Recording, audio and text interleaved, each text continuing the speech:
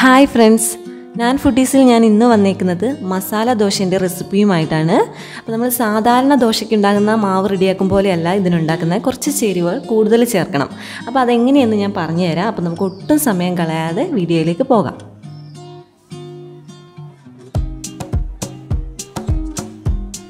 ഇതിനായിട്ട് നമുക്ക് ആദ്യം തന്നെ പച്ചരി എടുക്കണം. അപ്പോൾ ഞാൻ ഇതിൽ 1 കപ്പ് പച്ചരിയാണ് എടുത്തേക്കുന്നത്. 1/2 കപ്പ് ഉഴുന്ന്,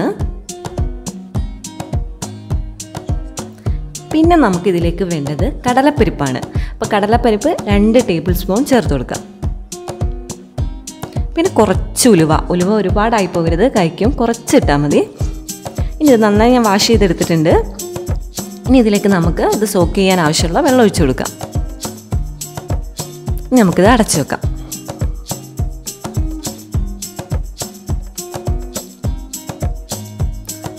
അപ്പം നമ്മുടെ അരി നന്നായി കുതിർന്നിട്ടുണ്ട്. ഞാൻ രാത്രിയിൽ ഇട്ട് വെച്ചതാണ്. അപ്പം നന്നായി കുതിർന്നിട്ടുണ്ട്. ഇനി നമുക്കിത് നന്നായിട്ട് ഒന്നുകൂടെ വാഷ് ചെയ്തിട്ട് അരച്ചെടുക്കണം.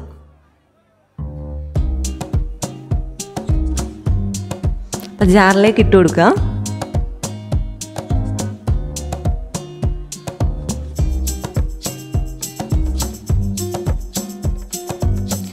ഇനി ഇതിലേക്ക് നമുക്ക് ചോറിന് പകരം അവലാണ് ചേർക്കുന്നത്. വെള്ള അവലാണ് ഞാൻ എടുത്തേക്കുന്നത്. അപ്പോൾ വെള്ള അവൽ ഒരു പിടുത്തം ഇട്ട് കൊടുത്താൽ മതി.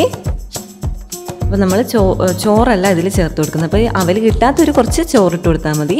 ഇനി ഇതിലേക്ക് ആവശ്യത്തിന് ഉപ്പിട്ട് കൊടുക്കുക. ഇനി ആവശ്യത്തിന് വെള്ളം ഒഴിച്ച് നമുക്കിത് നന്നായിട്ട് അരച്ചെടുക്കണം.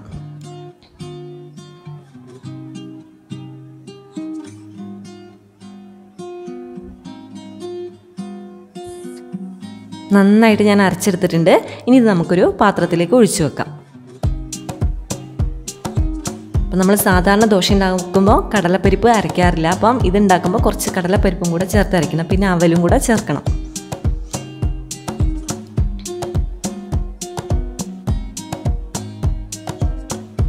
അപ്പം ഞാനിതെല്ലാം അരച്ച് വെച്ചിട്ടുണ്ട്. ഇനി നന്നായിട്ടൊന്ന് മിക്സ് ചെയ്യാം.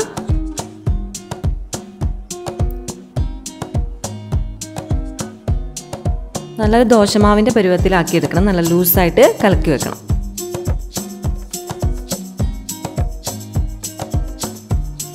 ഇനി നമുക്കിത് അടച്ച് വെച്ച് പുളിക്കാനായിട്ട് വെക്കാം. ഏകദേശം ഞാനൊരു 8 മണിക്കൂർ പുളിക്കാനായി വെച്ചിട്ടുണ്ട്. അപ്പോൾ 8 മണിക്കൂർ കഴിഞ്ഞു. ഇനി നമുക്കിത് മാവ് പൊന്തിയോന്ന് നോക്കാം. അപ്പോൾ മാവ് നന്നായി പൊന്തി വന്നിട്ടുണ്ട്. ഇനി നമുക്കിത് ജസ്റ്റ് ഒന്ന് ഇളക്കി കൊടുക്കണം.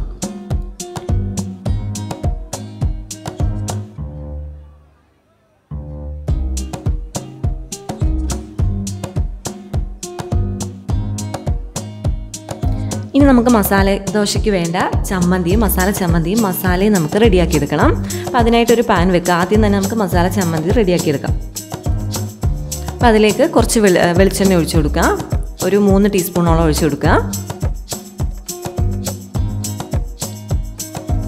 ചെണ്ണ നന്നായി ചൂടായി കഴിയുമ്പം അതിലേക്ക് നമുക്ക് കുറച്ച് വെളുത്തുള്ളി ഇട്ട് കൊടുക്കണം. ഒരു 10-20 അല്ലി വെളുത്തുള്ളി, ഒരു 4 പിരിയൻമുളക്, എരിവ് കുറഞ്ഞ പിരിയൻമുളക്, പിന്നെ കുറച്ച് ഒരു 2 ടീസ്പൂണോളം കടലപ്പരിപ്പ്, പിന്നെ കുറച്ച് കറിവേപ്പില. ഇത്ര ഇട്ട് നന്നായിട്ടൊന്ന് ആ എണ്ണയിൽ ഒന്ന് മൂപ്പിച്ചെടുക്കണം. അപ്പം അതിൻ്റെ ആ പച്ചമണമൊക്കെ ഒന്ന് പോയി കിട്ടണം.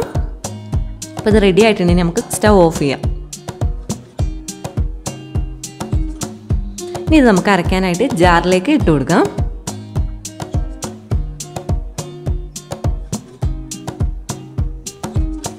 അപ്പോൾ നമ്മുടെ മസാല ദോശയ്ക്ക് നല്ലൊരു ടേസ്റ്റ് നൽകുന്നത് ഈ ചമ്മന്തിയാണ്. ഞാൻ വറ്റൽമുളകൊക്കെ ഒന്ന് ഒടിച്ചിട്ട് കൊടുക്കുക.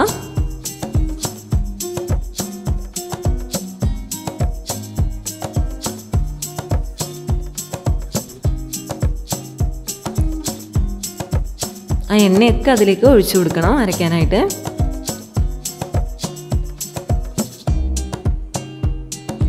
ഇനി അതിലേക്ക് നമുക്ക് പുളിക്ക് വേണ്ടി കുറച്ച് ചെറിയൊരു കഷ്ണം പുളി ഇട്ട് കൊടുക്കാം.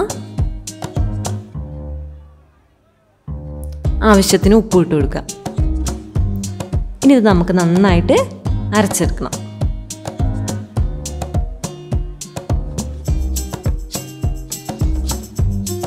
ഇപ്പം ഞാൻ നന്നായിട്ട് അരച്ചെടുത്തിട്ടുണ്ട്. അത് നമുക്കൊരു പാത്രത്തിലേക്ക് മാറ്റി വെക്കാം.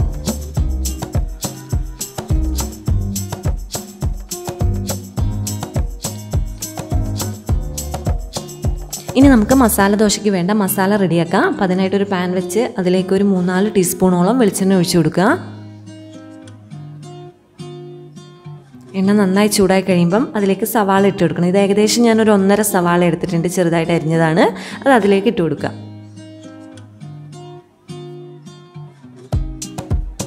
പിന്നെ എരിവിന് വേണ്ടി പച്ചമുളക് ആവശ്യത്തിന് ചേർത്ത് കൊടുക്കുക. ഞാൻ ഒരു പച്ചമുളകാണ് ചേർത്തേക്കുന്നത്. നന്നായിട്ട് വഴറ്റിയെടുക്കുക. അപ്പം അതിലേക്ക് ആവശ്യത്തിന് ഉപ്പിട്ട് കൊടുക്കുക.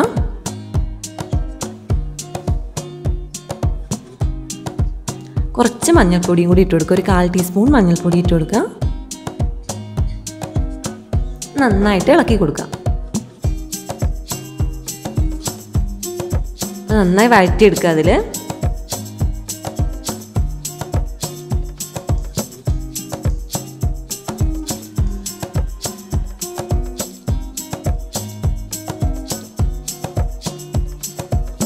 ഇനി അതിലേക്ക് നമുക്ക് മല്ലിയില ഇട്ട് കൊടുക്കണം. ഞാനിപ്പോൾ ഒരു പിടുത്തം മല്ലിയില ഇട്ട് കൊടുക്കുന്നുണ്ട്. അത് ഇഷ്ടത്തിനനുസരിച്ച് ചേർത്ത് കൊടുക്കാവുന്നതാണ്.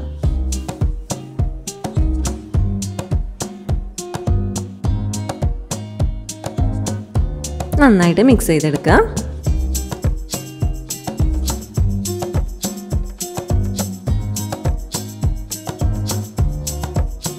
കുറച്ച് നേരം അടച്ചു വെച്ച് വേവിക്കുക. ഉള്ളി നന്നായിട്ടൊന്ന് വെന്ത് കിട്ടണം. അപ്പോൾ ഇത് ഞാൻ നേരത്തെ പുഴുങ്ങി വെച്ച ഉരുളക്കിഴങ്ങാണ്.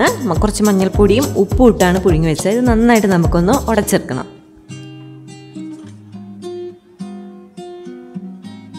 4 ഉരുളക്കിഴങ്ങാണ് എടുത്തേക്കുന്നത്.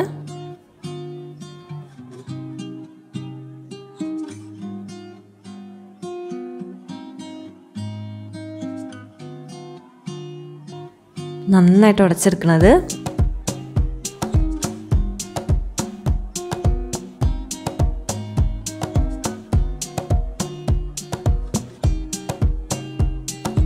അപ്പം നന്നായി ഉടച്ചെടുത്തിട്ടുണ്ട്. ഇപ്പം നമ്മുടെ ഉള്ളിയൊക്കെ വെന്തെങ്കിൽ അതിലേക്ക് നമുക്ക് ചേർത്ത് കൊടുക്കാം. നമ്മുടെ ഉള്ളി നന്നായി വഴന്നു വന്നിട്ടുണ്ട്.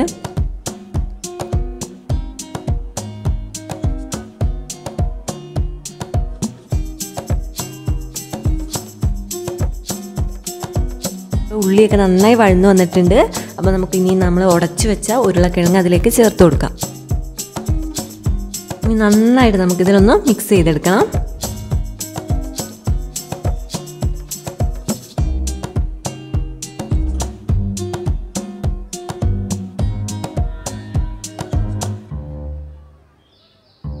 ആ ഉള്ളിയും മല്ലിയിലയും എല്ലാം ഇതിലേക്ക് യോജിക്കുന്ന തരത്തിൽ നന്നായിട്ട് ഇളക്കിയെടുക്കണം.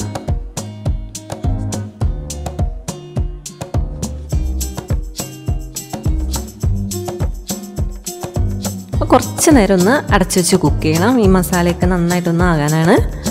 അപ്പോൾ നമ്മുടെ മസാല റെഡി ആയിട്ടുണ്ട്. നമുക്ക് സ്റ്റൗ ഓഫ് ചെയ്യാം.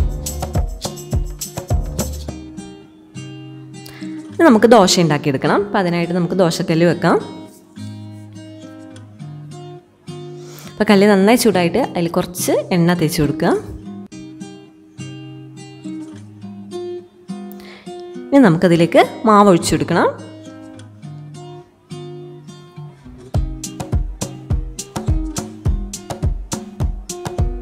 മാവ് ഒഴിച്ചിട്ട് നൈസായിട്ട് പരത്തിയെടുക്കണം.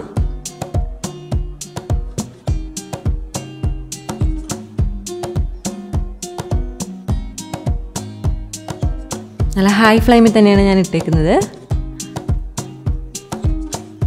ഇത് ജസ്റ്റ് ഒന്ന് ഉണങ്ങിക്കഴിയുമ്പോൾ നമുക്കതിലേക്ക് കുറച്ച് ഓയിൽ ഒഴിച്ചു കൊടുക്കണം. ഞാൻ സൺഫ്ലവർ ഓയിലാണ് ഒഴിച്ചു കൊടുത്തേക്കുന്നത്. ഇപ്പോൾ 2 ടീസ്പൂണോളം ഒഴിച്ചു കൊടുക്കുക.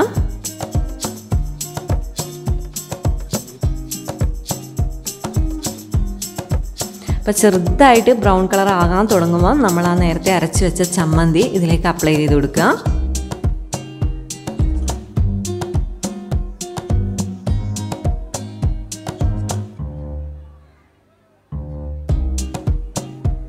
നന്നായിട്ട് റൗണ്ടിൽ നമുക്ക് ഇത് തേച്ച് കൊടുക്കണം.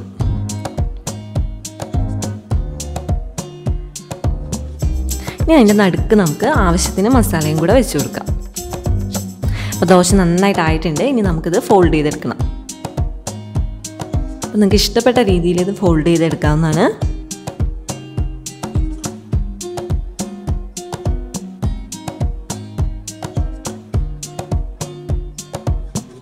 ഞാൻ 2 സൈഡൊന്നും മടക്കിയെടുക്കുകയാണ് ചെയ്യുന്നത്.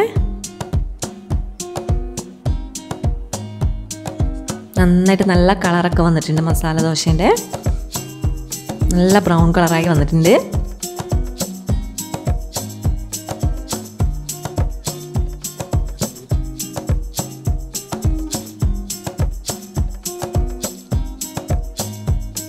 നമുക്ക് വേറൊരു പ്ലേറ്റിലേക്ക് മാറ്റാം. വളരെ ടേസ്റ്റാണ് ഈ മസാല ദോശ. കാരണം ഇതിന് പൊട്ടുകടലയും അവലൊക്കെ അരയ്ക്കുമ്പോൾ ഒരു പ്രത്യേക ടേസ്റ്റ് ഉണ്ട്. കൂടാതെ ആ ചമ്മന്തിയും കൂടെ നമ്മൾ അരച്ച ആ ചമ്മന്തിയും കൂടെ അപ്ലൈ ചെയ്തിട്ട് കഴിക്കുമ്പോൾ നല്ലൊരു ടേസ്റ്റാണ്. കൂടെ കുറച്ച് പുതിന ചമ്മന്തിയും കൂടെ ഉണ്ടെങ്കിൽ ഒന്നുകൂടെ നന്നാവും. അപ്പോൾ എല്ലാവരും ഇത് ഒന്ന് ട്രൈ ചെയ്ത് നോക്കുക. അപ്പം വീഡിയോ ഇഷ്ടപ്പെട്ടെങ്കിൽ ലൈക്ക് ചെയ്യുക. ഇനി പുതിയൊരു വീഡിയോ ആയിട്ട് വീണ്ടും വരുന്നതായിരിക്കും.